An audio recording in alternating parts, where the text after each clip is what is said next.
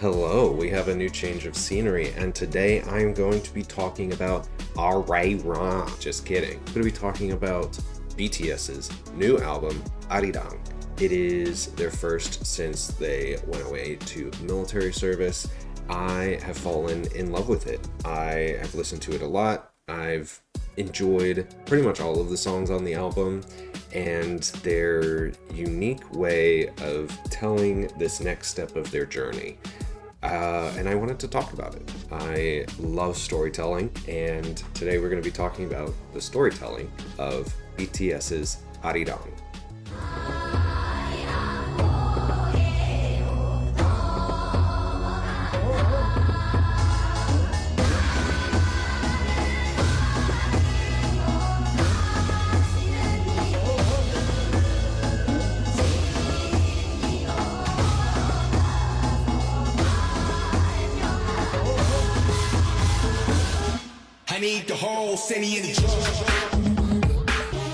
So hi, my name is Hunter. I am a storyteller and a writer. I primarily write fantasy and romance, and I just love looking at storytelling in its various forms, whether that's in film, video games, music, like Arirang, or books. And I have known about BTS for quite a long time. I am a fan of K-pop, but I have never quite gotten into their music in the way I have recently. So, I guess I am a newly conscripted member of ARMY, and I think it's my duty to do another one of these storytelling videos. So for the purpose of this video, I will be just talking about Arirang, not their entire discography. I'll be mentioning it, and I've enjoyed some of their music before. I've liked a lot of it even without realizing it. In my kind of review about all this, I realized that there were a lot of songs in some of my playlists that were from BTS. The main thing is that I will never be a K-pop superfan. I do really like K-pop. I do really like Korean culture. I'm learning the Korean language, and I love Korean cuisine, which I am also learning more about that. So I have enjoyed K-pop for a long time, but I do think it has its issues. I do think it has its low moments. I don't think it's, a perfect genre, and I'm not just de facto obsessed with K-pop as a genre. I do love Korean music, and I think there's a difference because K-pop is not the only Korean music that exists, but it is the one genre that I think has become so global, and to its detriment in some cases, but we'll be talking about that concept as it relates to Arirang today as well. So obviously there's a lot of hubbub around this album. It's their first album as a group together since they all took a hiatus to serve their mandatory military service, and a few of the members have come out with solo albums that have been staggered as they have left military service. So for this storytelling video, we will be taking things slightly differently because I think as I go along, I will also be doing a tier list of the songs on the album. And I think that'll be fun. I'm going to try it out and we'll see how it works. And I'll talk about each song as we go, as we progress through the storytelling arc of the album. So I have listened to the album quite a lot. I have watched the Return documentary. I have watched the Comeback Live. I've watched some of their interviews, such as their interview with Zane Lowe of Apple. I have also translated some of the lyrics and been into researching what certain lyrics mean and what they're referencing as a group. And I have a lot of thoughts about the album. I have a lot of thoughts about its place in culture and some of people's criticisms of the album I will be talking about as well. It was on January 4th of this year that BTS announced that their fifth album, full-length album, would be coming out. After nearly 4 years, they would be returning to release an album as a group together, ending their hiatus. One of the things that I have come to be quite fond of with BTS is their relationship with ARMY, their fan base. They have such an honest love for their fans and a connection with their fans, and I really like that. One of my issues with the K-pop industry and the idol industry is that fans can get quite crazy, and there is such a level of parasocial relationships that occur that is seen in other types of music, but I think is just such a consistent aspect of the K-pop industry that it's weird, it's borderline harmful, that can't be ignored. But I think the relationship between BTS and ARMY is a sweet one, and the fact that they care about their fans so much that they want to give their fans good music, perform well for their fans, that's admirable, in my opinion. So, as with any kind of storytelling element of any piece of art, it exists in context. You cannot take art out of context. I am a strong believer that context influences art and that art reflects context. When it comes to BTS, they have for quite a long time been the top of the game, the top of the K-pop game. They have lasted quite a long time compared to other K-pop groups. They have longevity. As with much K-pop, they also infuse English lyrics into the mix. But it's worthwhile to note that BTS has already connected on a global level to fans. As well, each of the members of BTS have their own unique part in the group. And so they have all these different ideas and all these different visions on what they want to bring together, especially for something as important as this comeback album that is going to be their first in nearly 4 years, their first since they took a hiatus to go into the military. But BTS is of cultural importance already to South Korea. And so before going into the album itself, I think it's important to kind of note on some of the development of the album. And most of this information can be seen in the Return documentary, the BTS, the Return documentary, which kind of gives you a peek into the development of the album, especially with certain specific songs.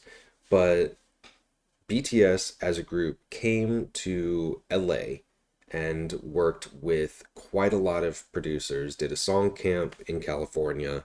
Yeah, they worked at the Conway Recording Studio in LA to do most of the bulk work of the development of the album before returning to South Korea to mix it and do the final touches on it. And I think one of the most intriguing questions that provides a basis for what the storytelling of the album is the core question of who are we and who are we going to be, which I think is quite honestly one of the biggest storytelling questions of all time. You can see it in pretty much all pieces of media. I love having that be my core central question in the books that I write. And it's just, who am I? Every piece of art, every piece of literature, in a way, kind of examines that question. Whether it's characters reflecting on themselves, characters wanting to change, it all reflects back, or a lot of the time it reflects back to the question of who am I? And so RM in the documentary mentions that a lot of the development of the album revolved around what makes them BTS. What aspects do they want to keep? What aspects do they want to change? And they're experimenting during the development of this album and trying to come up with the answer to that question, essentially. It's what makes us BTS? Is it the raps? Is it the Korean lyrics? Is it the dance? Is it the members? Is it XYZ? Is it Dynamite? What makes us BTS? And there's a lot of answers to that question. The group has 7 members. That's automatically 7 different answers to the question. 그런 일은 없었습니다. 우리끼리 그냥 우리끼리 엇갈렸었지. 합의해서 왜? 그냥 왜? 이야기하고 일단은 엄청 엇갈리지 않나? 엄청 엇갈렸었지. 왜? 일단은 각각 각자 하고 싶은 취향이 거 다 잡고 달라가지고 뭐가 들어가야 된다 이런 것들에 그것 대한 때문에 바디 투 바디만 엇갈렸지. 아니 원몰 나잇도 그렇지. 녹음 직전까지도 아, 다른 그런가? 곡을 집어넣겠다고 막 회의를 몇 번 했다가 결국에 막 빠지고 나랑 남준이가 되게 좋아했던 곡이 있는데 곡 고를 때 말고 작업할 뭐죠? 때. 곡 고를 때 그러니까 말하는 지금 거 곡 고를 때 밴드 말하는 거니까. 아 그래? 사운드 있던 그 바로 문제가 생겼죠. And then when you incorporate Hybe and big hit music, which are involved in the process, because again, this is a collaborative effort. And I think that's important for a lot of people to understand that BTS is not solo artists. It is not a solo group that makes decisions for themselves. They have gotten to a point where they have enough influence to make the final decisions, which there's an important moment in the Return documentary where the chairman of Hybe basically says, I feel really strongly about this decision for this song, and here's why. However, at the end of the day, it is your decision what you want your music to sound like, which is an important distinction and all part of a collaborative process that I think some fans kind of have to keep in mind. You know, BTS is not a solo indie artist that makes all the decisions, records their own music, and works on their own. That's just not how it works. And especially when you start leveling up in the game, shall we say, you invite more people to the table. You get more opinions. You have more collaborators. You have more producers. You have more people involved in the process. And when you already have a group of 7 members involved in the process, that can balloon out. It's not always a negative thing. It's not. And it also doesn't mean that the product that BTS came out with is not BTS. It also does not mean that Arirang is the product of the producers at Hybe or Big Hit or the songwriters that collaborate. Lots of big artists do that. Beyonce does it. You know, Taylor Swift does it. Chaperone does it. Lots of rock bands collaborate with other people. It's just all part of the process. And especially when they're doing something like a song camp and a developmental time, that's the whole purpose of it. So I think that's worth mentioning. But it's important to kind of consider that the product that they wanted to put out, the album that they wanted to put out, is what we have received. The 14 tracks that we have received on Arirang. Jin came to the game late. He was still working on a bunch of his solo stuff, finishing off his tour. He was kind of the one that was carrying the torch for BTS while the rest were still in military service. And, you know, that's a lot to shoulder. That's a lot to carry. And I do feel a little bad for him because it definitely seems like he's been taking a little bit of a beating just with the idea that he was not involved as much. But I don't think that's the case. And I think the other members also would disagree that Jin was less involved, but I do feel bad for him because it seems like he feels a little upset that he wasn't more involved. But again, he was doing his own thing and he was carrying the torch and keeping the hype alive, keeping the connection with the fans alive. And the whole purpose of getting right to work on Arirang is that they wanted to come back. As a group, they wanted to get back in the game, come back together and create this album. 끝나고 저희 일단은 바로 가서 시작한 그쵸. 거죠. 예. 전역하고 바로 넘어갔어요. 이제 마지막 멤버 슈가 형이 이제 딱 전역을 했고 난 뒤부터 이제 바로 줄라이? 나 3, 4일 뒤에 나간 것 같은데? 네. 하고 바로 저희 전부 다 이제 7월 초에 7월 이제 다 초에 나가서 나갔죠. 이제 맞아. 다 같이 LA에서 살면서 작업을 시작했던. There were comments about how they felt pressure to rush through this process and they wanted to get to work right away after being released from military service, but that they also didn't want to just speed through this process. They wanted to enjoy it. And that's referenced by RM commenting on how K-pop is designed for constant output. You know, you have all these mini albums and these EPs, and the idea of full-length albums is something that a lot of K-pop producers seem to be allergic to. But I think that's part of the problem, is that if these groups are designed for constant output, for constant engagement with the fans, for constant just gratification, constant sales, and when you want to create real art, you can't do it that way. It is nearly impossible to be producing for capital, to be producing for sales, and to be chasing charts and chasing sales, and also create worthwhile art. It's just hard to do. It's not necessarily impossible. And there are certainly some good songs that come out that are chasing trends and chasing the market, but to put together something that has deeper meaning takes more time. It just does. And another big kind of conceptual topic is that BTS is not just a boy band. It is not just a K-pop group.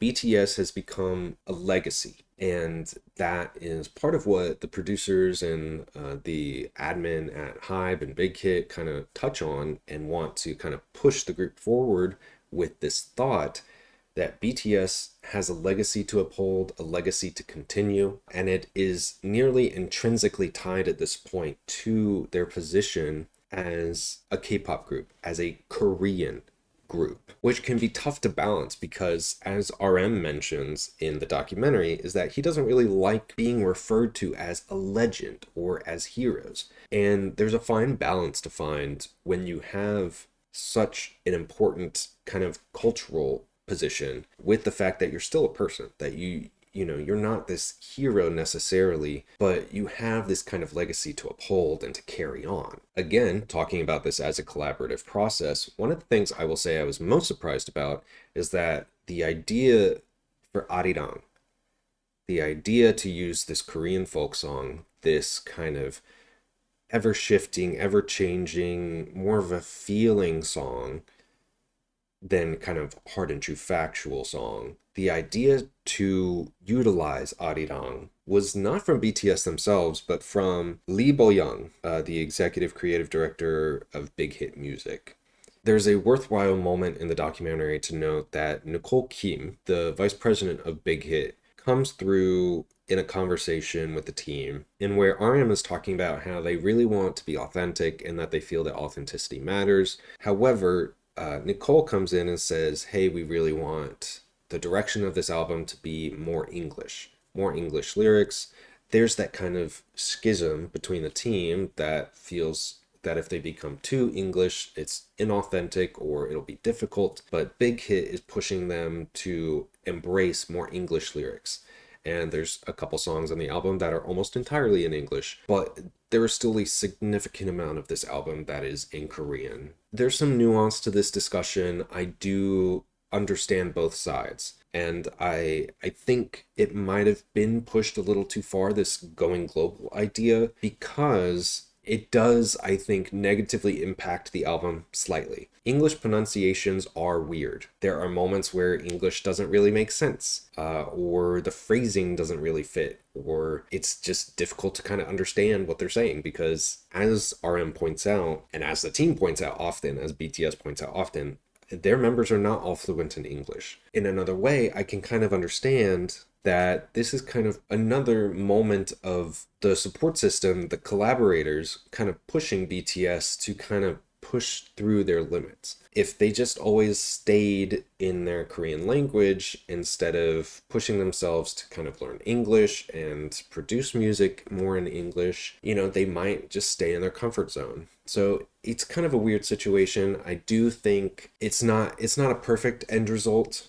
in terms of the Englishism of it, I guess I would say. But on that note about pushing past their limits, I think it's really important that a core desire for the team that everybody understood is that they kind of wanted to grow up a little. For a long time, they were treated as this boy band, that's kind of the music they wanted to make, but all of the members now are in their 30s. They're grown-ups, they're adults. They're men. The youngest member, I think, is Jungkook, and he is 30, I think, actually. And then the oldest member, Jin, is 35 or something, 34, 35. But basically, they're all in their 30s. They're adults. It's a bit weird for, grown-ups to be singing about, high school shit. That... side note, sorry, Taylor, you're catching a stray. That's kind of why I don't like Taylor Swift all the time. Her music has not necessarily always grown up with her. But BTS really wanted to say, hey, we are adults now. We want our music to kind of grow up with us. I think it's a bit successful on this album. I like their new sound. But that's important kind of to the overall idea of this album and what it's going to be. BTS does not want to recreate Arirang. They don't want to make just a recorded version of them singing Arirang. There's actually a nice performance of them doing Arirang in the past.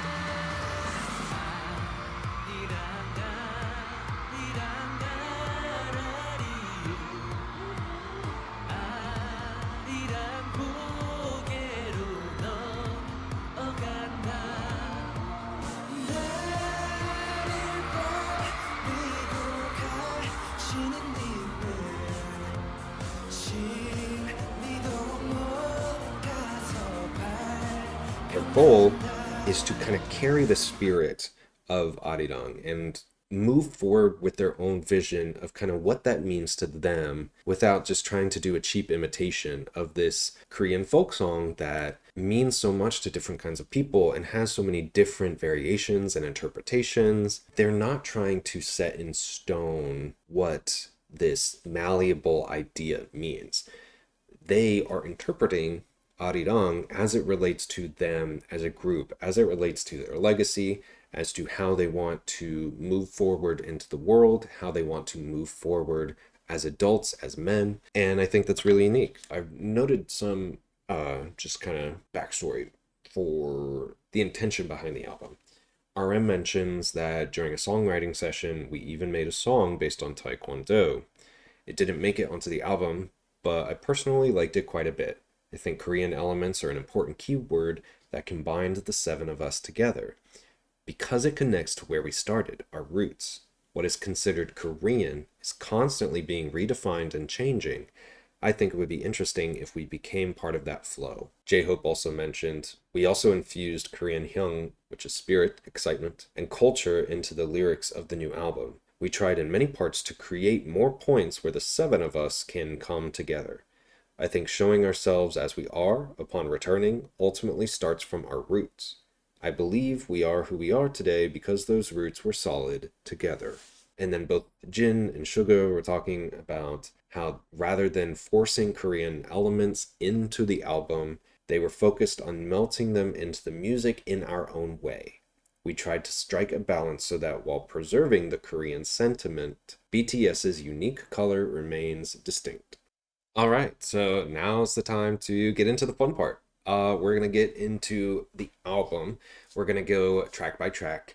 And while I talk about it, I'm going to first put them in a tier list. So, and throughout this, I am going to get some help from a platform that has helped me as I have been learning Korean, and that is Talk to Me in Korean. Honu just put out a video with a more deep dive look at some of the lyrics themselves. And I'm going to put those in intermittently just as a reference to back up what I'm talking about here and there, because I think it's a great resource and I use them consistently ever since I started learning Korean last year. I'm switching over to this for intermittently. Now that we've kind of talked about the context of the album, we're going to get into the freaking album itself. I'm always a fan of albums that have strong openers, strong closers, that introduce you in to what the album's trying to say. We have Body to Body, which I think is great. I'm going to put it in A. Now, I'm reserving my S's for, the real creme de la creme. But we're going to put it in A because I think it's a great opener. I think it helps get people hype. It's fun. I'm also going to be just using the Genius English translation for some of these. I think this is a great opener. It introduces you into this kind of sound that you come to expect from this group. They're saying, hey, we're back. We need hype. We need the stadium to jump. They have that charisma. They have that power to kind of garner this reaction where a whole stadium can jump. One part I really like is the BT from everywhere to Korea. They're dropping the S. They're dropping the Seonyeongdan from the kind of abbreviated name, the little scouts, the youth kind of associated term. And I think that's a partial indicator on kind of the direction they're trying to go. They're trying to say, hey, we're growing up. You've been with us. You've been with us as BTS, and we're still BTS, but we're entering a new era. So BT from everywhere to Korea, I think that also is indicative of what story they're trying to tell with this album. Korea is obviously where they started. Korea is where they got their start, but they are going global. They're going everywhere. And then the translation of the next line after that is guns, knives, keyboards, put all that away. Life is short, ditch the hate. And essentially it's just saying, hey, knock it all off. We're here to have some fun. All your hate, all your keyboard warrior, keyboard hate, it doesn't affect us. We're here and we're going to be who we want to be. But basically, this song is about connection. It's about connecting with one another, body to body, being close. It's about reconnecting with their fans.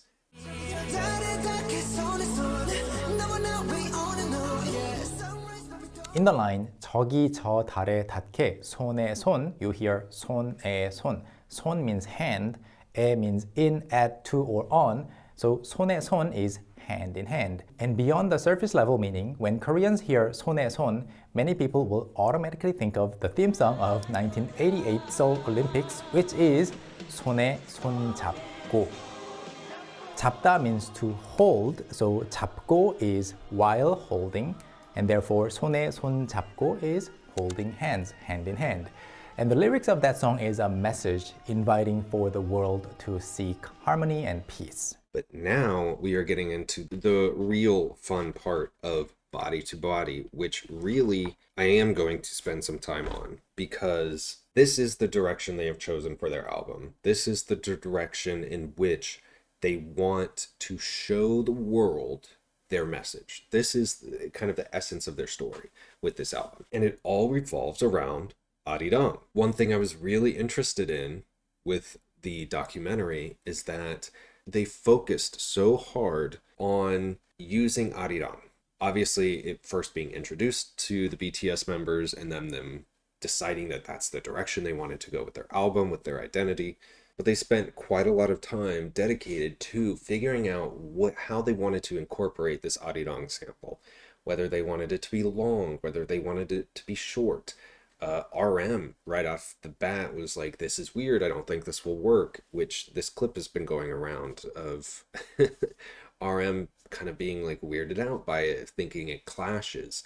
To, his defense, it does clash. It clashes slightly, but I think one thing that a lot of people in music understand is that dissonance sometimes creates a more unified sense. It balances out. Dissonance is not always bad. And I think with the incorporation of Arirang, I think it works. I think it's useful. I really do love when artists incorporate their album title. This is my little thing. I think my little nitpick thing, I think album titles should either be the first song on the album or the last song on the album. I feel very strongly about that. Now, I am happy that at least indirectly, Arirang is part of the first song on the album. And it's because they incorporated it into this first song, which I think is an important decision. This is how they wanted to introduce themselves back to the world. This is the first song on the album for a reason. It gets people hype.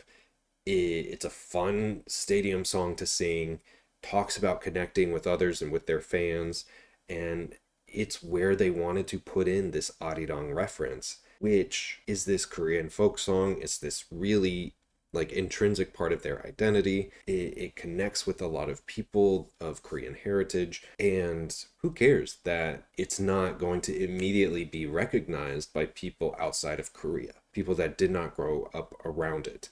I think the response speaks for itself, which, to the members' defense, during the development of the album, they're not going to know how fans react. They're not going to know how, the world reacts to this being included.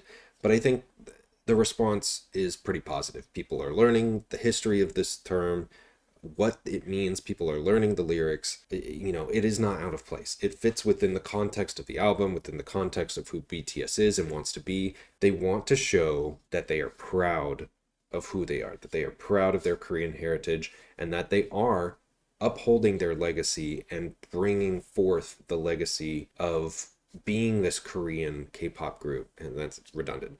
Being this Korean pop group that's bringing music to the world, that's bringing their culture. They are themselves an export of Korea, in a way. There's this thing called soft power in politics, and it's basically, instead of hard power like military might, for example, there's soft power, like cultural relevance, cultural influence. And Korea has been really good about exerting soft power through entertainment and K-pop, more directly referencing what we're talking about. It's this kind of their influence in culture. People know what K-pop is. And I think, and I did want to touch on something too while we're talking about Body to Body and Arirang and Korean culture, Golden and K-pop Demon Hunters. K-pop Demon Hunters just won a bunch of awards this season. It won Oscars. It won an Oscar for Best Animated Feature, and it won an Oscar for Golden, the lead song from that movie. It spent numerous weeks at the top of the charts. It has been on everybody's minds, on everybody's thoughts. And K-pop Demon Hunters is a fun movie. I really liked it. I've watched it a couple times. The music's great. But it's one of those things where these cultural touchstones, I guess, of Korean identity are now being introduced to the world in different ways. Things like the hanbok, things like the tiger and the magpie, K-pop music, K-pop language, things like ramyeon as its own thing compared to, ramen. People are kind of being introduced to these ideas through these touchstone cultural experiences. You might not enjoy the movie, you might not enjoy BTS, but you cannot deny that they are having their impact in culture. K-pop Demon Hunters had a big impact last year. BTS is having a big impact now. And by taking something like Arirang and introducing it to the masses, introducing it to the world. But basically, BTS has decided with this sample that they did decide to incorporate, decided to incorporate the longer version. They're saying, this is our culture, this is our history, it's important. Thankfully, they're trusting their fans to learn. They're trusting their fans to engage with it honestly. And the little sample they're choosing is just part of one version of this folk song, Arirang, Arirang, Arario. And I think it's really relevant to kind of jumpstart this album, to jumpstart the story that this album is telling about BTS. This idea that even though they left, they could never leave behind their fans. Even though they took a hiatus, they would always come back. They would always have that feeling of wanting to be with their fans, about wanting to do music, about wanting to be BTS. So yeah, I think it gets an A. I think it's a really good song. I like the Arirang sample. And we're, of course, at each step of the way, also going to shout out the creative team, some of them, between it, mainly the writers and producers. So for Body to Body, the producers were the Picard brothers, Diplo, Ryan Tedder, and P-Dog.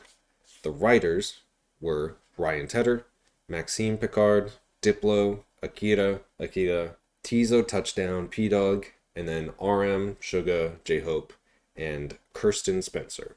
On to song number 2, Hooligan, which originally, when I first heard it, I was slightly weirded out by just because of the intro, the cut off musicality of it.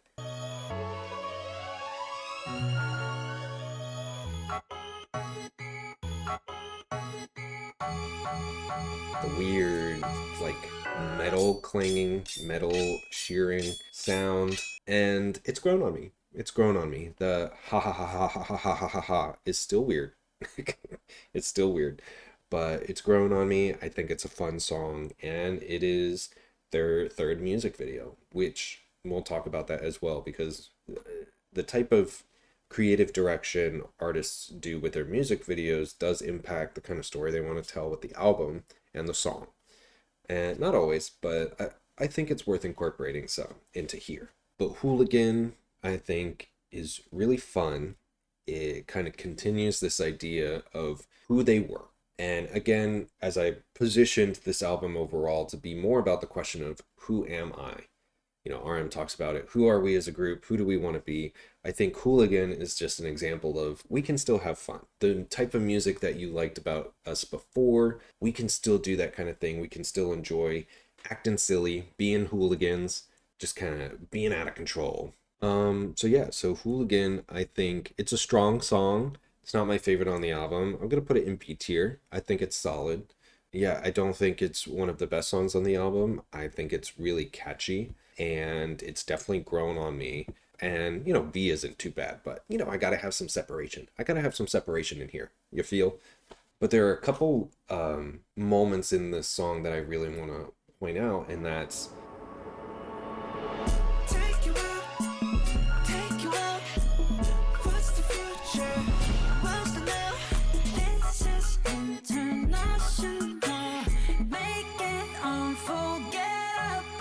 I think that really points to, again, this kind of idea of finding identity and showcasing who you are. You know, what are we looking out to? What's the future? Where's the now? Who are we going to be in this moment? The next album we make, the music we write in the future might be different than what we're doing right now. It's going to be different than what we did in the past.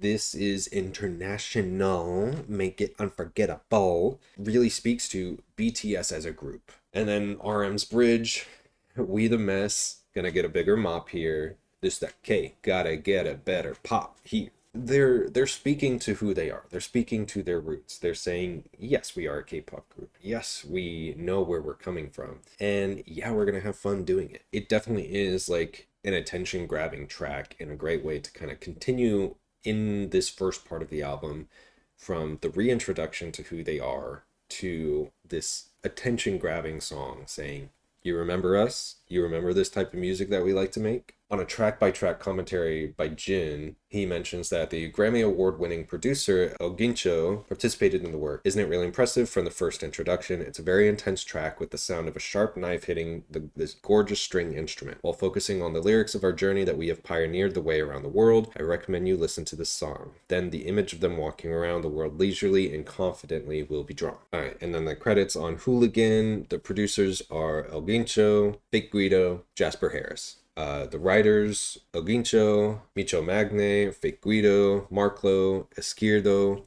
Jungkook, DeLacy, Jasper Harris, RM, J-Hope, Sugar, Derek Milano, P-Dog, and Kirsten Spencer. Now we are on to the first track produced by Mike Will Made It. And to kick off, Aliens. Yeah, we're going to shout out the credits here. The producers, Mike Will Made It, plus Donut, and Khalid Roham. Writers, Michael Made It, RM, Plus, Donut, Khalid Roham, Prince Charles, True Beats, James Ison, J-Hope, Jungkook, Suga, John Mitchell, Derek Milano, and P-Dog. Again, music is a collaborative effort, and people can be credited for various reasons, whether they suggested, one word changes or wrote the majority of the lyrics. It doesn't matter. People can be credited for a lot of different reasons, so don't get scared when you see a lot of people being credited as writers. Back to the tier chart. Yeah, Aliens is definitely an S. For me, Aliens is one of my favorite songs on the album. I love it. Just the musicality of it is great. I think there's a lot of Korean language in this song, which definitely speaks to this kind of next arc of the story. It is no mistake that they chose to have Aliens be the title, part of the chorus. Originally, before I heard the song, I was like, they'll do something with, E.T., phone home, extraterrestrial aliens. So I was like, that seems K-poppy. And then that kind of notion was flipped on its head when it talks about being an alien to a different country.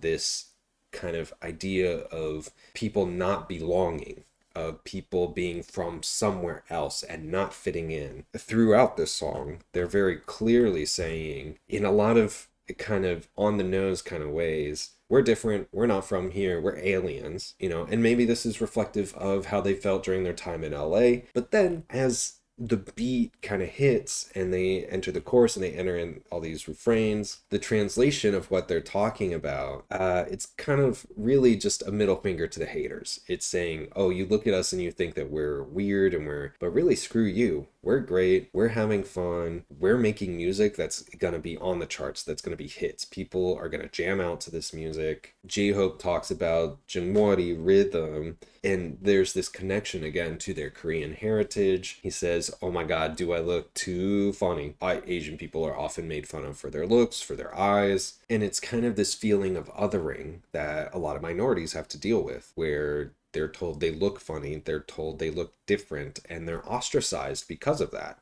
But one thing I love about Aliens is that BTS is very clear about, no, we're proud of who we are. We believe who we are is important. We're not going to be belittled because we're Korean. We're not going to be looked at weird because we're Korean. We don't care.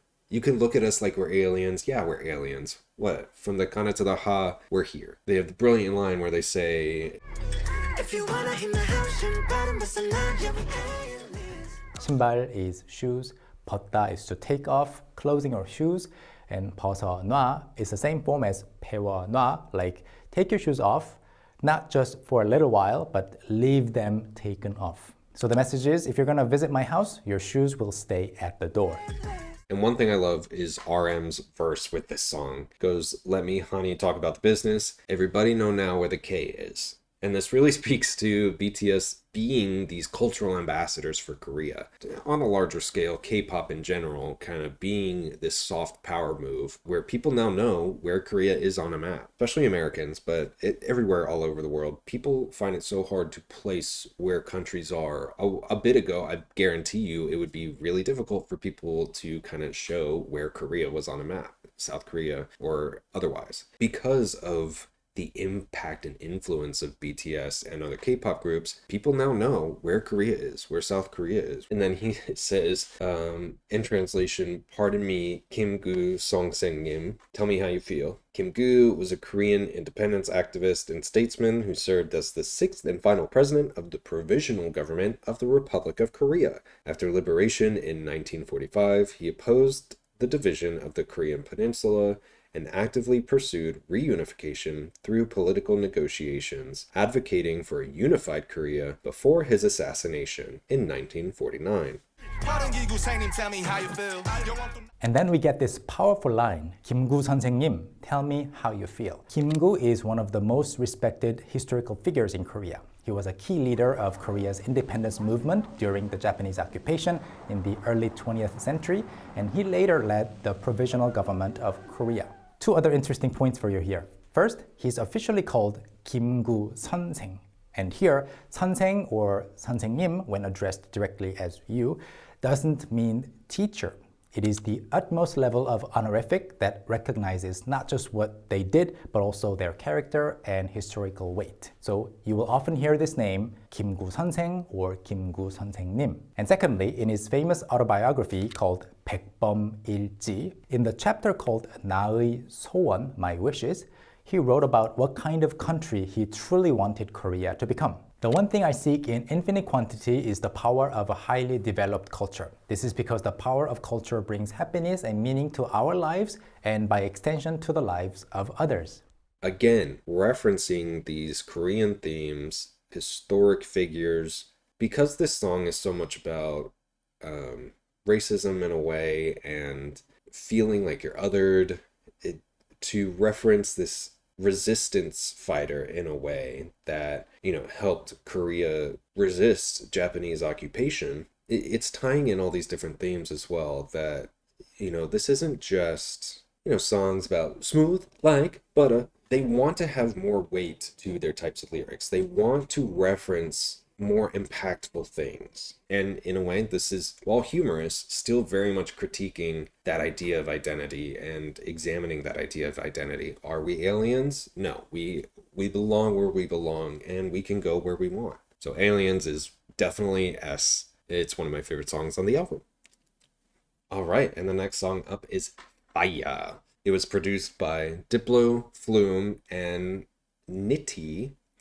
The writers are JPEG Mafia, which is cool, All Day, Curtis Wells, Diplo, RM Jungkook, Nitty, Flume, and Suga. FYA is a super hyped song, and it's really fun. It's meant to be this really energetic song that's continuing this initial part of the story, this first act. I love FYA. It's definitely an A-tier song for me. It's not quite deep enough, I would say, to garner an S from me, but it is really fun. It hypes me up every time I listen to it.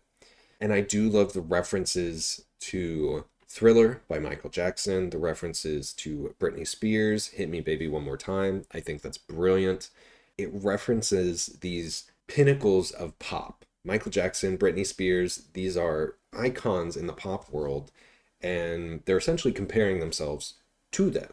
I would be curious to see who else they would compare themselves to, but it's clear that they're putting themselves up on a pedestal, up at that height. Michael Jackson is the king of pop. He was one of the most influential, most successful, most popular artists of all time. Britney Spears, her cultural impact can be felt everywhere. Like, she was the pinnacle of 2000s, late 90s, 2000s pop girl.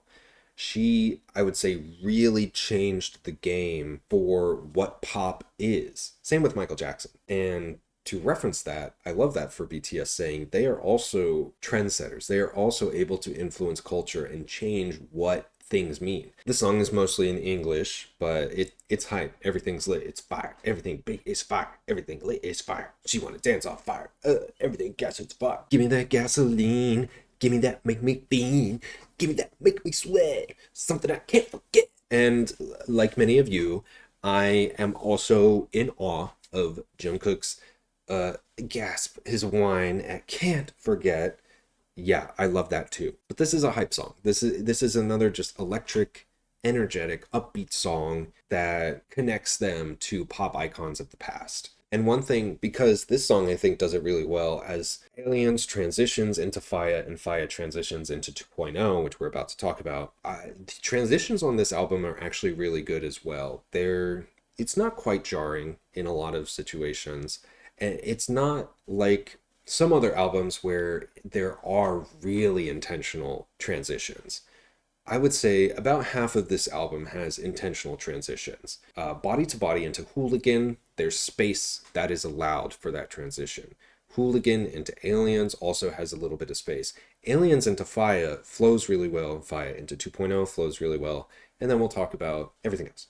So yeah, FYA is definitely another A song just because can't help but get up and move when you're listening to it. 2.0 is awesome. 2.0 is an awesome song. It is produced by Mike Will Made It and Plus. The writers are Mike Will Made It, Plus, Inc., Prince Charles, RM, J-Hope, V, Jungkook, John Mitchell, Derek Milano, P-Dog, and Suga. This also has a music video, which we will comment on. Overall, this song is really just fun. It's a great time, but it is at the end of this first act in this album. This first part of this album that kind of is propping up who they have been, the type of music that they used to make, that they enjoy making, that is still part of their identity, but is not necessarily the only type of music they want to make going forward. And so 2.0, to say we're entering our 2.0 era. And that's kind of been, again, a larger theme with this album. And as they've talked about in press releases and documentaries and interviews, they're entering BTS 2.0 era, so to speak.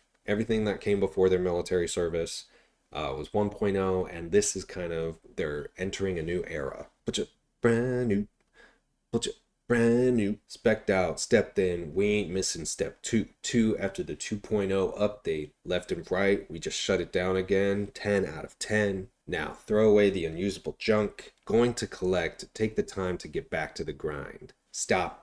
Right. All that kind of kid stuff, that the stuff that feels too young for them anymore. They're growing up. They want to grow up with their fans. They want to grow up as artists, as men, and as a group. Again, harkening back to the first song when they were like BT everywhere to from everywhere to Korea, kind of dropping that kind of youthful term, just to kind of in a tongue-in-cheek moment. They're still called BTS. They're going to forever be called BTS.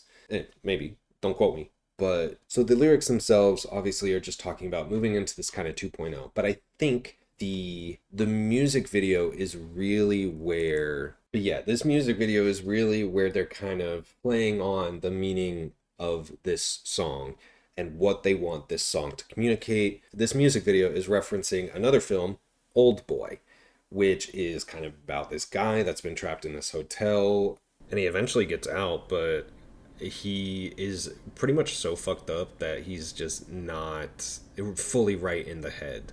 It's an incredibly violent film. It's really fucked up. So trigger warning if you ever do watch it, but it's a revenge film, and it's one of the most well-known Korean films out there. I need to go back and watch it, but it's such an iconic movie, and they're referencing a lot of the iconic scenes from it while having this first section that's really fun, that's really hype, and it has a lot of great choreography, which is part of this aspect of K-pop, part of who BTS is. This is kind of really solid choreography that I can tell they really have fun doing, and the camera work also in this music video is great, but kind of showcasing this kind of boyish attitude, this vigor that they have, this swagger that they have, while eventually getting to this point where, 2.0 loading. They're officially entering this new area, they're changing clothes, they're taking off what no longer suits them, and getting to my favorite part of the music video, which is RM being such a king, such a leader. This is such a hot aspect of this video. Just feel me not. The choreography is great. So obviously this is referencing the Old Boy movie intentionally and kind of saying that they want to move past from this boyish mind in men's bodies that people might not be ready to kind of let them be. Yeah, which in my opinion is something that a lot of people need to learn when it comes to BTS, is that these are adults. I saw an article last night actually about, I think Jungkook was apologizing for his behavior on a live stream where I think he said some curses to someone else and was maybe drinking or smoking. I don't know. He basically chilling, and I guess a fan had told him, hey, you should end your stream, and he was like, don't tell me what to do. I think it's so ridiculous that he had to apologize for that, and this idea that these fans cannot allow these people to be people is part of why I dislike K-pop and the idol industry. It basically treats these idols as if they're pawns, as if they're products and not real people. And when you have to when someone has to apologize for, saying a curse word and being like, oh, blah, blah, blah, blah, I think we're getting a little too far. Jungkook is 30 years old. I think he's allowed to kind of do what he wants. And again, if you don't like it, you don't have to follow him. You don't have to support it. You don't have to tune into the live streams. But to come on a live stream and tell an adult man to turn it off and then get upset when he says, don't tell me what to do, I think that's ridiculous. But I think it goes to the fact that a lot of fans are not allowing BTS members to grow up. They're still treating them like they're children, like they're young, impressionable, men who don't know right from wrong or don't know what they want to do. They're not hurting anybody. If they yell a curse word to their friend off camera, or if they drink or smoke or get tattoos, or God forbid they have sex or have a partner, which, I'm sure they have had or will have, but we're not going to know about it because of how the idol industry works. They want it to be secret so that, on a good sense, those people can be protected, but on another sense, this kind of idea of the idol being available is also still kept in check. Have I not even rated it? Anyway, 2.0 is also an A. Actually, hold on. 2.0 is, hold on, let's see. Actually, yeah, 2.0 is S. Sorry. 2.0 is an S. It just speaks again to this larger theme of this album, the larger story they want to tell about transitioning into their new era. And to cap off this kind of first part, this first act of the album, I think it's very strong to do that. No, I just went on a mini-rant. But yeah, I think part of the reason I don't like the K-pop industry is how much they baby the idols, how much they babify the idols. I was watching this one video that I think put it pretty, not succinctly, but left an interesting impression on me, is that in Korean culture, which I've noticed in kind of my studies as well, there's a big importance placed on your position. It's not necessarily, who you are as a person. There's more importance placed on your job title, your position, what kind of career you have, what kind of work you do. And that goes a little bit beyond who you are specifically. So people will respect you more based on your title, based on your position in a company. They'll address you based on that. In a more common sense, we can kind of look at how they respect elders, how you have to kind of change your tone, change your verb structure when you talk to elders, or people that are in a higher ranking than you, that deserve more respect than you, which is neither here nor there culturally. But I think it's interesting because they were pointing out how idols are idols first and people second. I strongly dislike that concept and that statement, but it does kind of speak to how these people are being treated, that they have certain values to uphold in order to stay on this pedestal of being an idol. Again, we're talking about men in their 30s. The idea that if they were to be open about certain things, that somehow the certain fans or certain people would view them lesser, I think is really weird. And yeah, it goes into the whole like babifying idols, how they're not allowed to drink, they're not allowed to smoke, God forbid they get a tattoo, or they have like strong political opinions. So it's a little weird. And I think 2.0 kind of does address that. You know how I do. Yeah, we on that brand new. And this leads me into one of my favorite moments of this album. I will say the transition from 2.0 into number 29 is a little sudden. I think though that's just how my music player is kind of interpreting. I think maybe the intention is for it to be a little bit smoother, but number 29 is quite literally their interlude track. It is referencing the sacred bell of the great king Songdok, which is a historic Korean bronze bell designated as South Korea's national treasure, number 29. In recent years, they've dropped the kind of numbering system when it comes to their national treasures so that it doesn't seem like there's a hierarchy among them, but that's what it used to be known as, is number 29. That's what the title of this track is referring to. And it is quite literally just the ringing of this bell. And the length of the track is the length to which the bell fades. And then number 29 comes and is the ringing of a bell and silence. One, I can't tell you how many times I've listened to this album straight through, gotten to this song, heard the bell, and then within the minute have to question whether or not the song is still playing or my music turned off. It's always so funny to me. I have that double take moment where I'm like, am I still listening to this? But then I realize, no, it's just the song. It is the silence of this bell fading out. For all the people that have come out and said, oh, this album isn't Korean enough, I was so shocked the night it came out and people were already on Reddit saying, this album is fully in English. There's no Korean aspects to it, blah, blah, blah.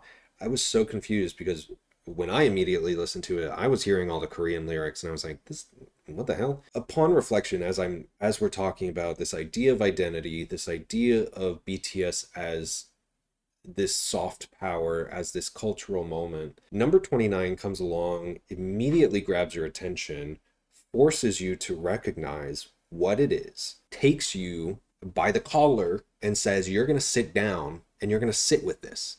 We've had this really energetic first part, and we're going to take a moment and collect ourselves. We're going to take a breather, we're going to relax. And the beauty of it too is that so many people aren't going to know what this track is. They're just going to hear the bell, and then they're going to hear the silence, and then they're going to rest in the silence. And then you are forced, if you don't know automatically, you are forced to look up what it means.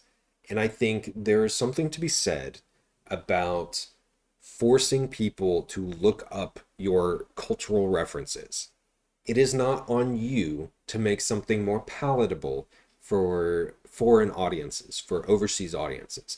And so, because I think number 29 is a really artistically strong choice. And again, we're talking about storytelling. I really like strong choices. I really like decisions that have meaning, decisions that have impact, and the idea to grab your attention, to force you to look up what this is referencing, and then to force you to sit in silence, to sit and breathe. I love it. And we're about to do a little exercise ourselves, but first we're gonna rank number 29, and we're putting this in A.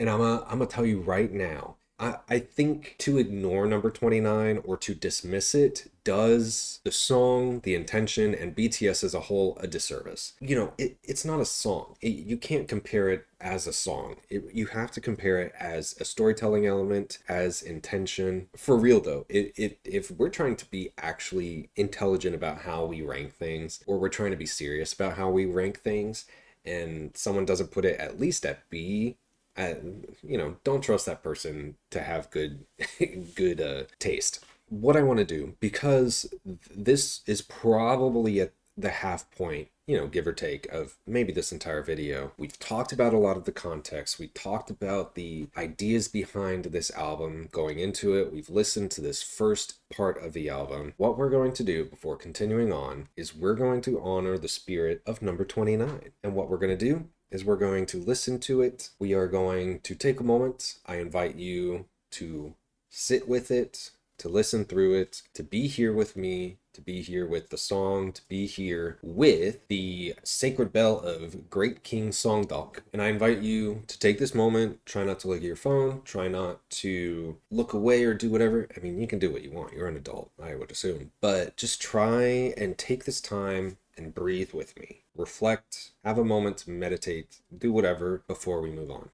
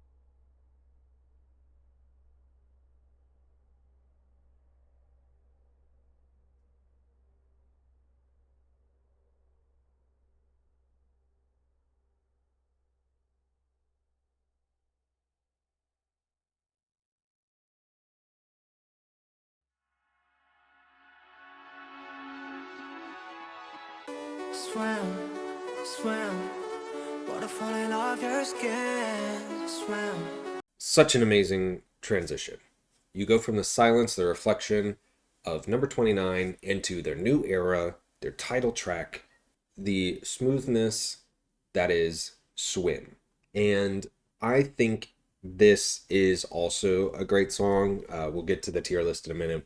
But one thing that I loved learning about in the documentary was that Swim was often considered what they were going to use as their title track, even though they went back and forth about it a lot.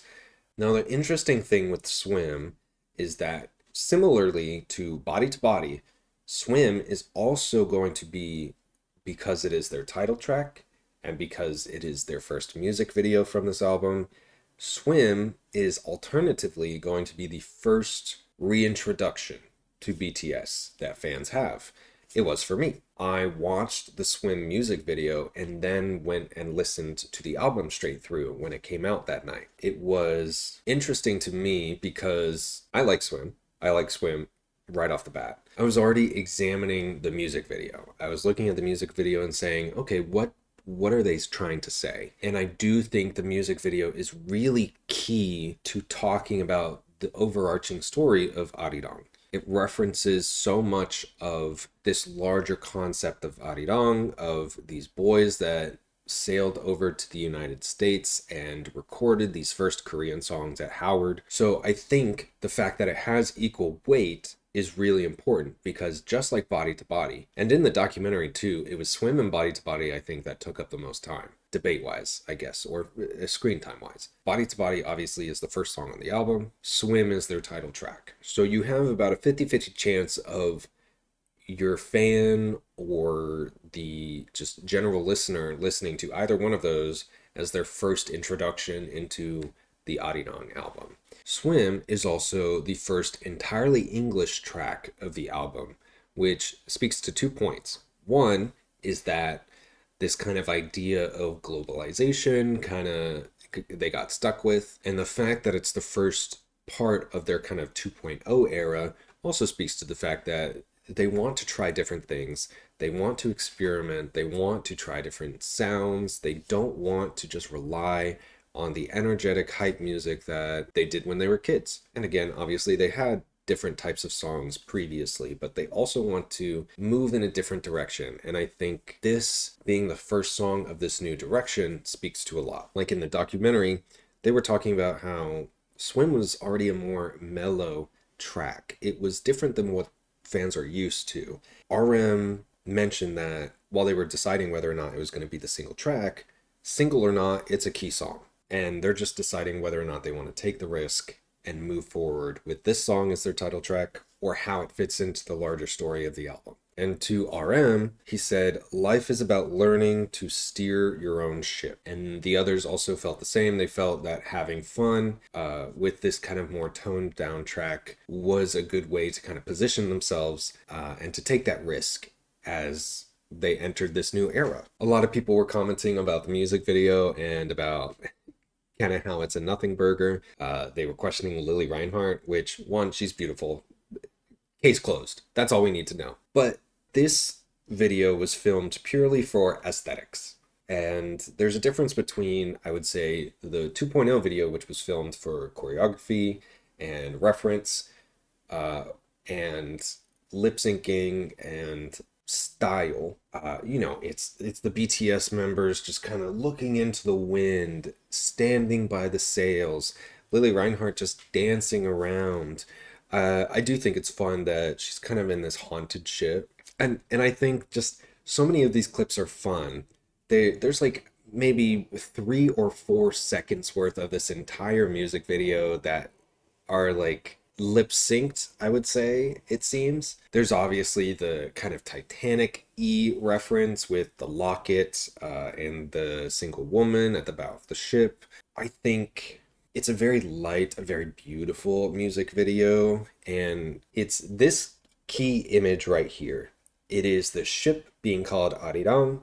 It is the members of BTS, the 7 of them standing at the front, regal. They are, dressed in these uniforms. Ships often have connotations of travel, of adventure, of movement, of moving forward, of going to a new destination. To have your lead single be called Swim, to have the music video be aboard a ship, is not done unintentionally. When RM said, life is about learning to steer your own ship, they talked about how with Arirang, this is their Arirang. This is them carrying the spirit of what Arirang means, of what it means to them, of what it means to be Korean. And I think people need to understand that globalization is not always a bad word.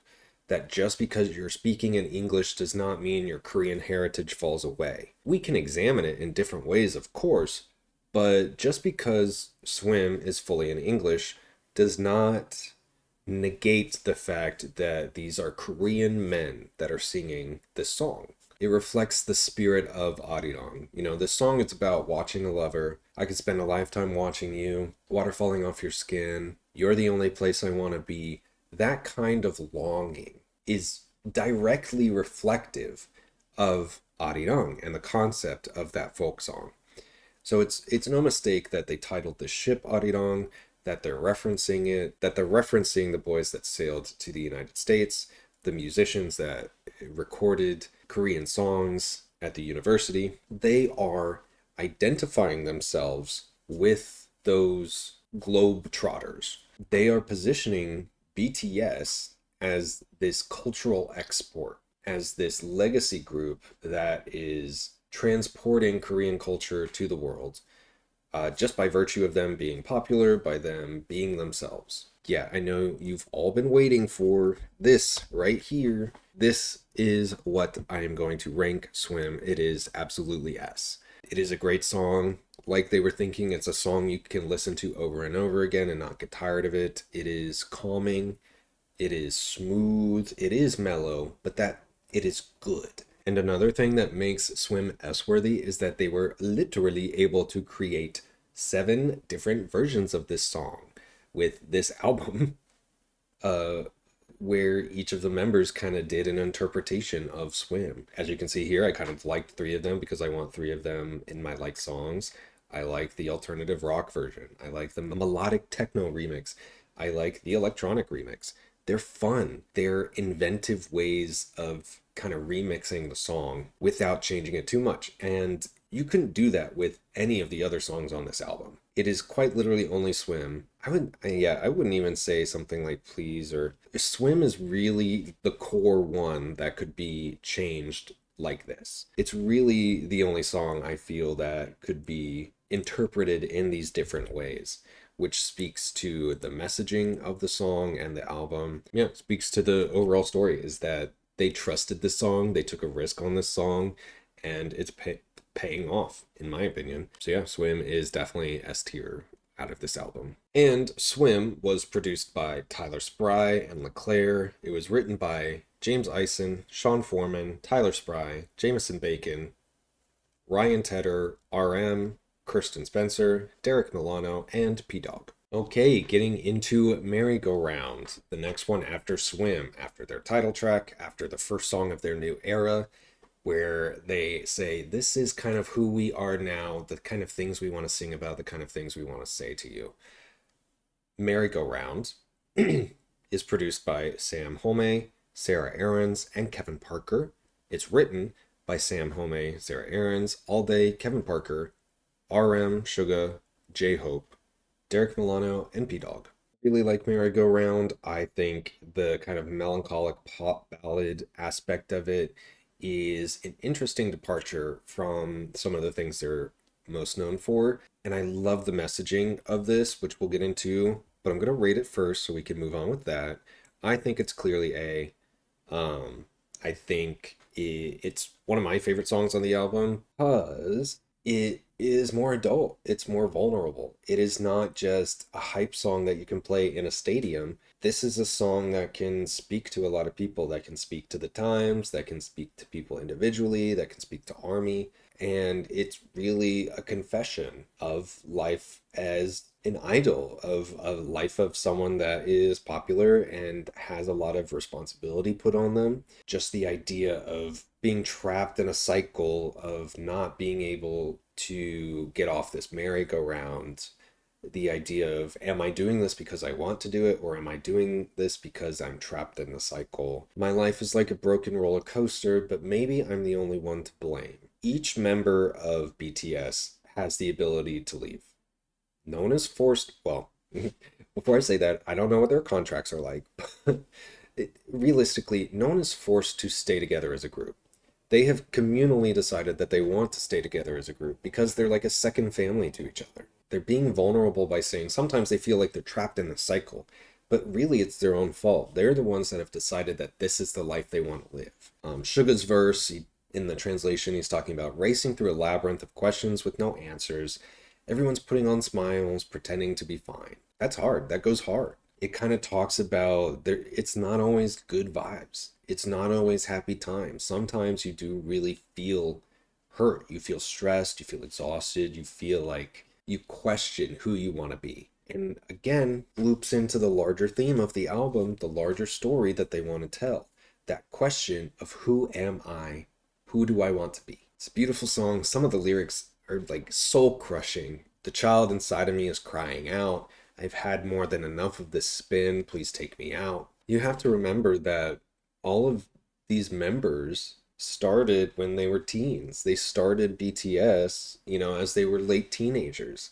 They were children. They grew up kind of in this hyper surveilled state. They grew up being constantly watched and followed and protected. They had to have security teams. You know, you have stalkers, you have people making fun of you, people refusing to value you, whether because you're Asian or because of the art you create, because of K-pop. There's not always the good side of the ARMY BTS relationship. The members of BTS haven't really had freedom in a long time. And, you know, at a certain extent, you can be like, wow, wow, wow, woe is me. They're multimillionaires. At a certain extent, they are so much better off than everybody else around them. That doesn't mean that they don't have feelings, that they're not real people. They were lucky. They've taken their luck. They've built these lives for themselves. You know, this is not just a random happenstance. They built this. They built the BTS brand. They built what the connection between BTS and ARMY means. So they put in a lot of work. But at the end of the day, it's still a cycle. They're still trapped in this cycle, you know, getting up, going to work, going on tour, making music, like promoting, going on all these talk shows. Well, what? I mean, in the past 3 weeks, can you look and see how many shows they've been on? Granted, some of these were filmed months ago.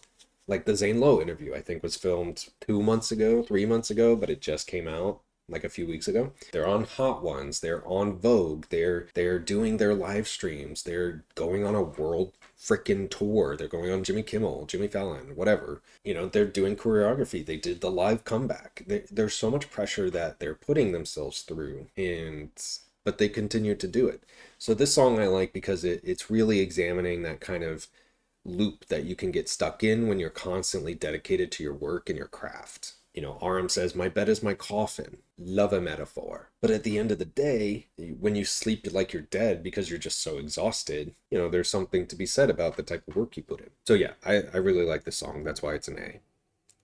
Now it's time to talk about Normal. Normal is produced by Ryan Tedder and Sean Cook. It is written by Sean Foreman, Livy Frank, Ryan Tedder, Sean Cook, RM, J-Hope Suga, Kirsten Spencer, Derek Milano, and P-Dog. Normal is also another fully English track, which in the documentary, this was kind of one of the ones they were having a tough time with. And it is, in my opinion, one of the ones I think would have been benefited by allowing them to do it partially in Korean. And I do really like Normal. I like the storytelling of Normal.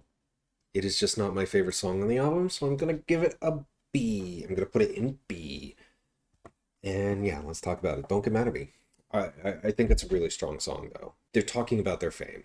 They're talking about the types of lives they lead, the crazy shit that they have to deal with, all the stuff that they have to go through as artists, as the members of BTS. Right at the start, Jimin says a line, show me hate, show me love, make me bulletproof, referencing their original name, the Bulletproof Boys, saying, doesn't matter kind of how you interact with me. Hey, all press is good press. They say all this crazy stuff that's become normal to us. Run away, pushing me, pulling me, said you wanted all of me, but what is even all of me?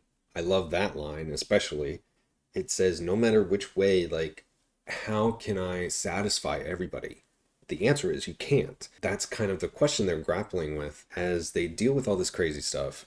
They have to grapple with who they are as a team, who they are as BTS, the type of interaction they want to have with people, and how they can satisfy people, how they can make people happy. But also it's hard to grapple with that question of who am I while you're trying to prop up other people, while you're trying to please other people. If you're trying to be a people pleaser but you don't have a solid sense of who you are, that's tough. But at the end of the day, we call this shit normal.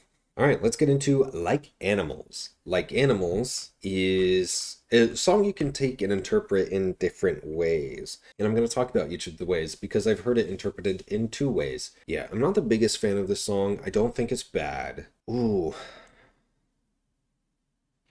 Yeah, I don't think it's bad, but is it my least favorite song on the album?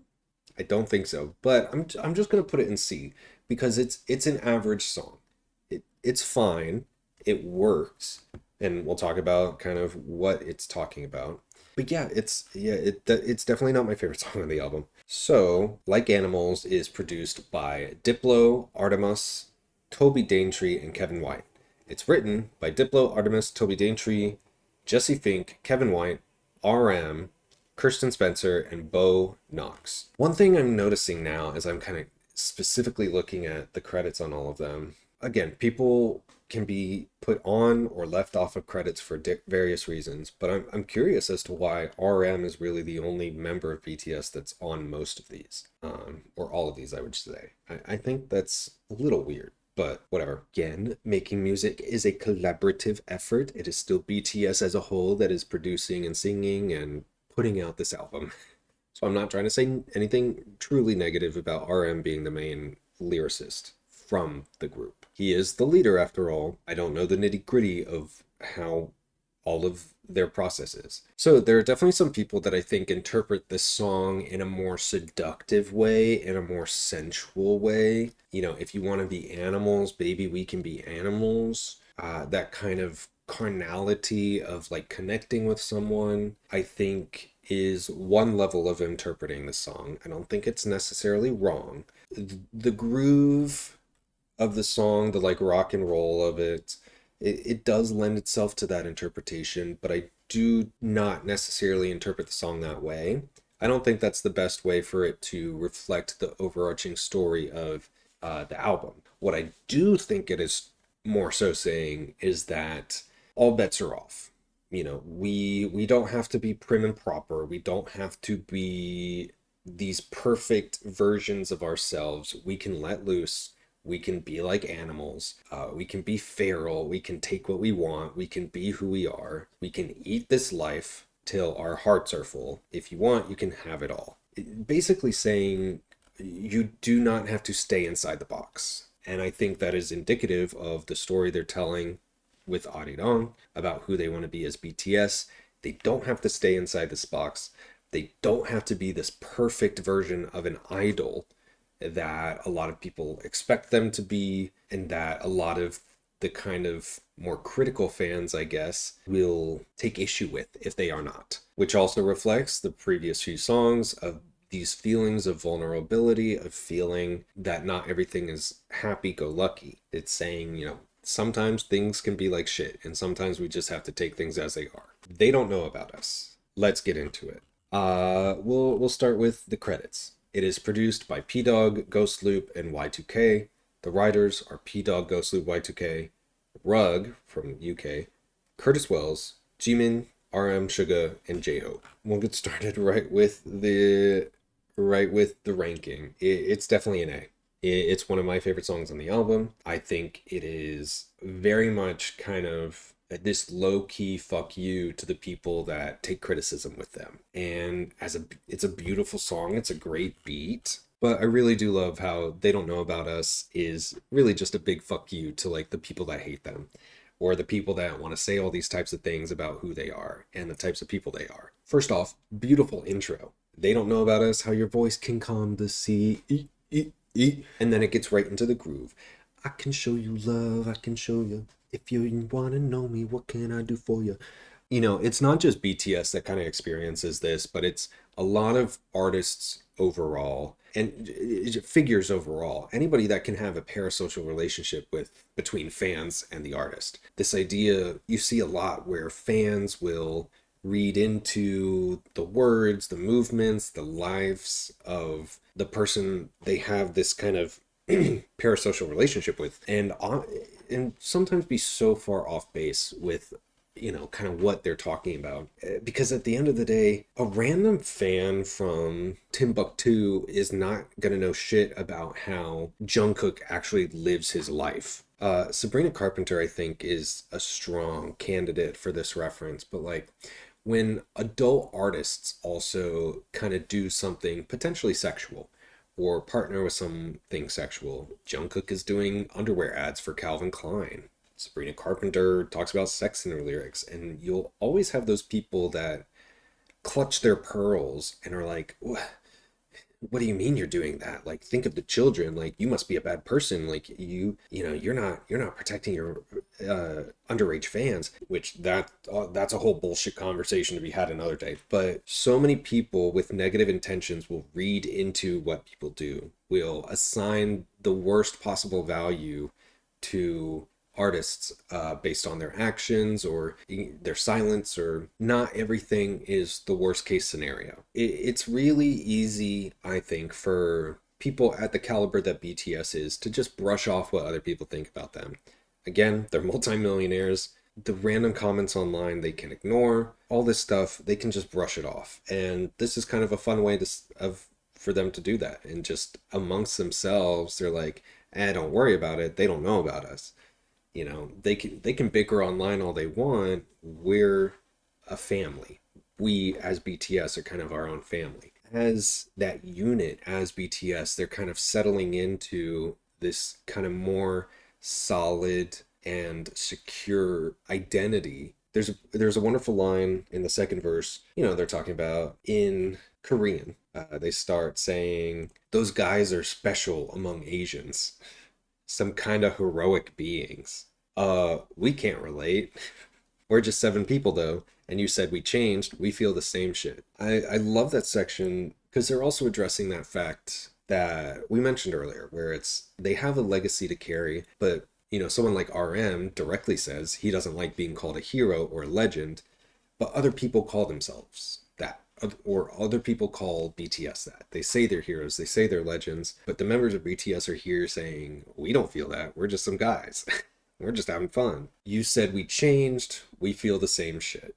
Again, addressing the people that are like, oh, y'all are different now. What happened? And I feel that occurs a lot with artists who try to experiment or try to take a leap into new genres or different types of music, just anything even slightly different than what their previous music is like or what their fans expect them to do. Sometimes it's going to hit, sometimes you're not going to like it. There's definitely been times where artists I really like have gone in a different direction and I don't like the new direction.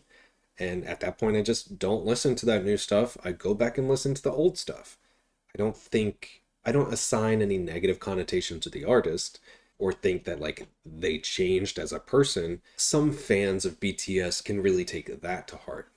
Just because you might not like Arirang or the new direction they're going doesn't mean Dynamite doesn't exist anymore. It doesn't mean Dark and Wild is scraped from the internet. You can always go back and enjoy old films, old music, old books that you enjoyed before, and you don't have to continue engaging with art if a creative person is going in a new direction. So there's that. Anyway, yeah, they don't know about us. The beat's great. It's definitely an A for me. Ooh, all right. This is 0.2 seconds. One More Night. That's S. That's S. I'm telling you right now, this is my top 3 song on the album. Let's see. I don't even know if I want to order this, but I think this would be my order of S right now. I think Aliens is currently my favorite song, but One More Night is definitely my top 3 song. The beat's just so good. This is very much me and my personal opinion affecting the tier list. Not everybody likes this song, but the vibe, the kind of housey, like kind of shell bell at certain points, I love it. So One More Night was produced by Diplo, P-Dog, and Nitty. Writers were Diplo, P-Dog, Bo Knox, Nitty, RM, Suga, J-Hope, and Ant Clemens. I will say, just up front, I think the lyric 24 hours in the tub is weird. When I first listened to it for the first 500 times, I thought they said club. It said 24 hours in the club. 24 hours of your thought. I was like, yeah. And then I read the lyrics and I saw 24 hours in the tub. What? Song starts off, one day, 'cause of you, I'll be crying for a while. I was standing in that alleyway, falling back to me. I feel you back to me. It really scares me what already saddens me, how our shadows grew too alike. 24 hours in the tub. 24 hours of your thought. ZZZ, don't wake me up. Come on, okay, you should be my fantasy. As kind of an approach to this new era, this new kind of style they want, you know, they're still going to make these kind of love ballads, these lovey songs about wanting somebody, about wanting to be with someone, about having feelings for someone, and they're asking for one more night. They're asking for one more night. I will say right off the bat, if a few of them asked me for one more night, I would give them 1,000 more. I would give them 1,000,000 more. they wouldn't have to ever ask me for one more night. You know, I can't directly interpret all the Korean meanings, but I think the message is clear. It's just about wanting to be with someone, wanting more time with someone. I don't think this song has too much like deeper meaning as it corresponds to like the overarching story, but it's still good. It's still great. It's still S tier even. Now, onto Please. We'll get the credits out of the way. Please was produced by Tyler Spry. It was written by Tyler Spry, James Eisen, Ryan Tedder, RM, Suga, and J-Hope. Sorry to disappoint. I don't know if I'm sorry for all those Please lovers out in the audience tonight, but it's my least favorite song on the album. And I say this because I think it is just so basic. I don't think there's anything special about Please. It's a fine enough song. Again, C is average. C is average. Like Animals, Please, I think they're both average songs. I just don't think they have that extra je ne sais quoi that means I would want to listen to them over and over again if I wasn't listening through the album. I think it's a smooth vibe. It continues kind of the thematic elements of One More Night, which is wanting to be with someone. If you want it, I'll do the thing for you. I do love some of these lines, though. The English translation of J-Hope's second verse. If I ever knew happiness, it was only you. Look, my cup runneth over. Come and get a sip. Yeah, praying on it for eternity, your soul and mine. Beautiful lyric. I would love to learn that in Korean and maybe say that to someone one day.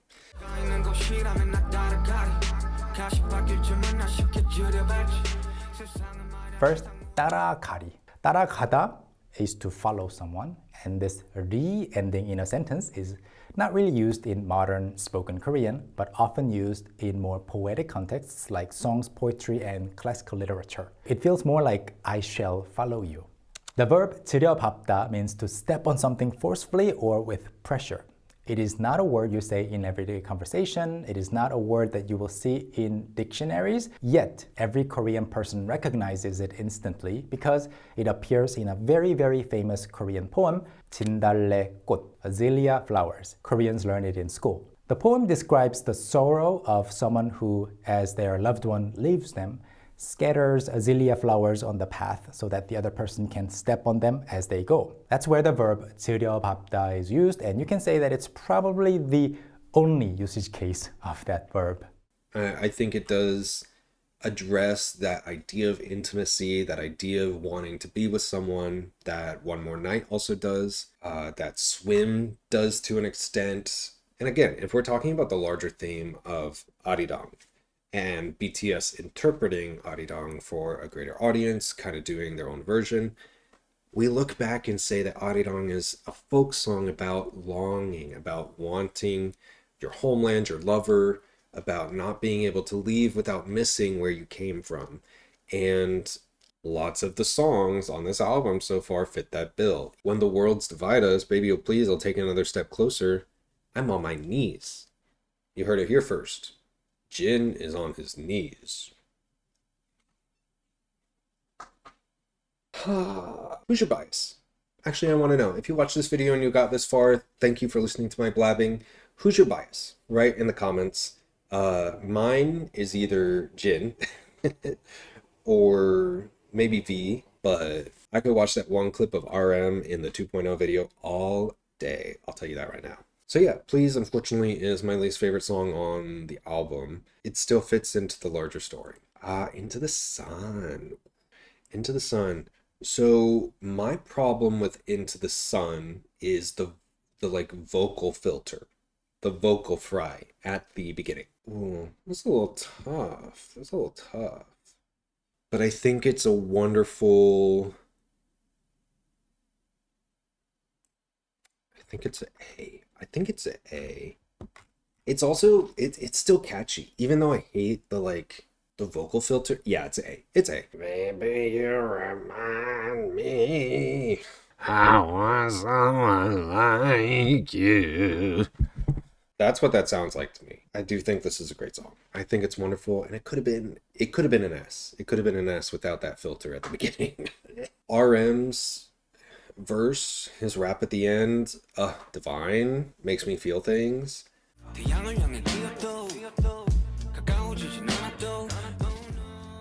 So in this song we have 해 and 태양. They both mean the sun. 해 is a native Korean word and 태양 is based on Chinese characters.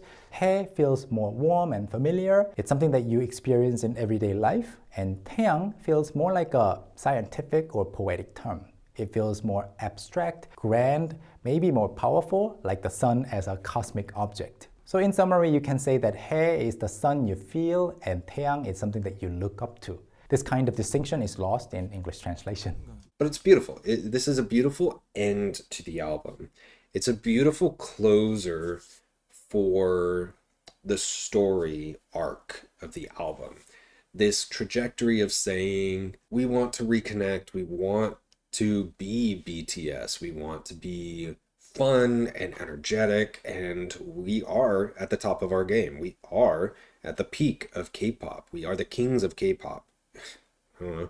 You heard it here, folks. BTS, king of K-pop. This song is a great closer for them saying, we want to be BTS, we want to connect and be there for our fans. And even though we've talked about how it's difficult sometimes to be us, how we're vulnerable, we're opening up about our difficulties, we can always run into the sun. And this is really a BTS to ARMY song, I feel. In the chorus, you call, I run, dark days and find the sun. I don't care how far, just wait, dawn. Which I think is cute. I think it's cute to say, you know, there's a light at the end of the tunnel. It's a cute way to say that. It's a cute way to say there's a light at the end of the tunnel. Just keep going. We're going to be here. We're going to still want to connect with ARMY. In a reflection of Merry-Go-Round, where they're talking about these dark cycles, this feeling of being trapped in a loop, Into the Sun kind of talks about the cycle of light coming after darkness. You know, the wind when the sun sets, the warmth as it rises up, the sunlight from dusk to dawn. Into the Sun is also a great kind of stadium closer. The ending chant, I'll follow you into the sun, into the sun. I can just imagine like concert goers, you know, lifting their light sticks and everything, chanting along, which I think would be beautiful, just as beautiful as concert goers chanting the Arirang chant during Body to Body, which I have seen happen so far. That's exciting, but people need to be louder about it. Let me tell you right now, I will say I have the opportunity, the potential opportunity to see BTS this August. Tickets are expensive, even for nosebleed seats, but I think it would be a beautiful experience to like sit in a stadium with thousands of other fans singing Arirang, but also singing this song about hope, about looking forward to a new dawn, looking forward to a new chapter, about not giving up in the darkness and trusting that just wait, dawn. But the credits for Into the Sun, the producers are P-Dog, Diplo, Tyler Johnson, Nitty, and Ghost Loop. The writers are P-Dog, Diplo, V, Jimin, Tizo Touchdown, Kane Cruz, Nitty, Tyler Johnson, Ghost Loop, RM, Sugar, and J-Hope. I don't think I've listened to Come Over yet. Let me do that right now. But Come Over, an exclusive track on the deluxe version of the vinyl, or the physical tracks, I would say.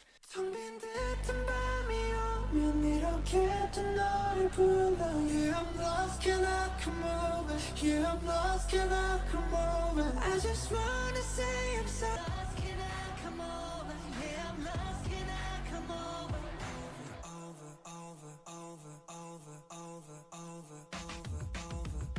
You never loved me like the way you did before. I do like this part of the song, to be honest. Okay, cool. That's okay. Yeah, I think I would put that in C. It's an okay song. It has some great moments, but I think similar to like Animals, it's just fine. But immediately I was like, okay, this quite directly fits in again to that concept of Arirang, of missing a connection with someone. You know, yeah, I'm lost, can I come over? I just want to say I'm sorry. And I believe I heard somewhere that this is like a direct song for ARMY which makes sense because they're saying, hey, I'm lost, can I come over? It's not over. It's been a long time now since the day we drifted apart. I'll bury what we had, I'm sorry. I know I'm a little late. You've been doing okay, haven't you? Yeah, this is a great, like, extra song for ARMY, for the fan base. And then, you know, the last lyric, because it's not over. But yeah, I think I'd put it in C. Hooligan and Normal are better songs. And they're in B. So Come Over would be in C. And yeah, that's my tier list. Let's can I zoom in? Can I zoom in? Oh. So in S tier, we have Aliens, One More Night, Swim, and 2.0. In A tier, we have Body to Body, Fire, Merry-Go-Round, Number 29, They Don't Know About Us, and Into the Sun. B tier is Hooligan and Normal. C tier, Like Animals and Please. Fine songs, perfectly average, just not my favorites on the album, and I don't think they do much overall. So there you have it. That is a through line of the album and the 14, 15 tracks that fans have been given by BTS. And I think I'm going to, so I'm reading through, the Billboard article came out recently where Chairman Bang was talking about his involvement in the creation of Arirang. He did comment about how during their military service, he did meet with them consistently to talk about where they wanted to go, the direction they wanted to focus on in the future. He does touch on what I'm referencing as the through line of the story that BTS wants to tell, which is with this album, they really wanted to say something. And he says, what they wanted was clear, not an extension of a boy band resting on past achievements, but a return to their roots to prove through music a question that only BTS can pose at this moment. I do like this quote from this interview when he talks about Arirang as a concept, why he introduced it, why they kind of that became the focal point. He says, as I spoke at length with the members throughout the process, I was reminded that despite their position as global icons, they remain at their core young men still grappling deeply with questions of identity. To borrow RM's expression, they were country boys from Korea, navigating an unfamiliar global stage, experiencing a sense of confusion along the way, while also coming to carry the weight of the spotlight in a profound sense of responsibility, regardless of their own intentions. It was, in many ways, immense. I believe that the core of this project was to most authentically reveal the human struggles and the fractured self that lies beneath their heroic image. And now, to reflect on what we have talked about. I truly believe that Arirang is a great example of an artist examining the question of who am I? Obviously, with BTS, it's a group of 7, so it's more like who are we? But who am I? BTS as a concept. And that, I think, is the overall through line of the story that this album is trying to tell, that BTS is trying to discuss with its fan base, and they answer their own question throughout this. They're just some country boys. They're bulletproof boys. They're BTS from everywhere to Korea. And throughout these small, sometimes direct, but sometimes subliminal references to their Korean heritage, they are definitively saying that while we are trying to enter this new era to expand our reach, we are through and through Korean. We are proud to be Korean, and we are going to continue being ambassadors of Korean heritage. So I think BTS does that really well with this album. Music is such an inherently community-focused language. Music will rarely, if ever, be experienced on your own. Music is always a two-way street, right? There's the artist and then there's the listener. Like any form of art, the artist and the audience are two sides of the coin. Rarely can you have one without the other. Sure, there's personal projects, writers can write things for their eyes only, but when we talk about creating pieces of art, it has to be observed, and not even just in a commercial context. You can write, you can make music, and you can share it with no one. That's fine. It doesn't mean it's not good, it's not important, but it's not art. For art to exist, it has to be observed. There's always an interesting relationship between how art is interpreted, because the interpretation of something affects the thing, good or bad, right? If an audience misinterprets something you put out, that shows that you were either not clear in what you were trying to say or what you were trying to convey, or that you were not anticipatory enough to see where an audience might misinterpret it, which I think is extremely relevant in books, I would say, maybe more so than anything, maybe even film. And with this especially, right before I kind of wrap things up and conclude, I'm primarily a writer. I love storytelling, but I write fantasy, I write romance. Part of what I want to do with this kind of storytelling series is examine how we can kind of take these messages as authors and incorporate them into our work. So I think the clearest example from this is that it is important to question who you are. It is important for a character, a protagonist, to question, who am I? Who do I want to be? And you have to answer that through your work. You have to answer that through your book, through your series, through your short story, whatever it may be. There has to be some kind of grappling with identity. Otherwise, it's not interesting. And even if at the end of the day they decide to stay who they are, it has to be a decision. They have to consider alternatives. They have to question what makes them who they are and why they want to stay that way. And you can do that by examining where they came from, their heritage, their previous actions, who they used to be. Did they make mistakes in the past? Did they do something wrong? Did they do something bad? Do they have things that they're not proud of, that they feel embarrassed by? Do they have stuff that they're proud of? They say, hey, I really liked doing this in the past, and I want to do more of that. So all of that, I think throughout the course of a story, you have to examine that with your characters. Those are the most interesting types of stories, in my opinion. Every story I have where a character reflects on that question of identity, love it. It automatically makes something better when it's directly addressed. Because sometimes there's books where it's not really addressed. It's like worked around, or there's so much extra plot elements that it stifles that internal questioning.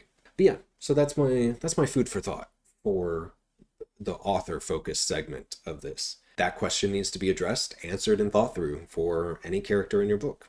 Whether it's your protagonist, antagonist, or your side characters, honestly, make them more developed. Well, thank you so much for watching. I have talked your ear off, I'm sure. I'm going to probably edit several hours of footage, and at the end of the day, maybe this will be a really bad video. I hope it won't be, but I guess we'll see. Thank you for tuning in. If you stuck around this far, please like and subscribe, because I want to continue doing stuff like this. I had a lot of fun researching this and talking about my thoughts. I would love for you to stick around. I'm probably going to do more storytelling focused videos and kind of continue chronicling my journey as an author as well. That's it for this video. I'm gonna wrap it up. Love this album. I'm gonna listen to it a lot. It's probably gonna be in my top 10 albums of this year. I am eager to see what BTS does next and what type of music they release in the future. Thank you so much for watching, and until next time, bye.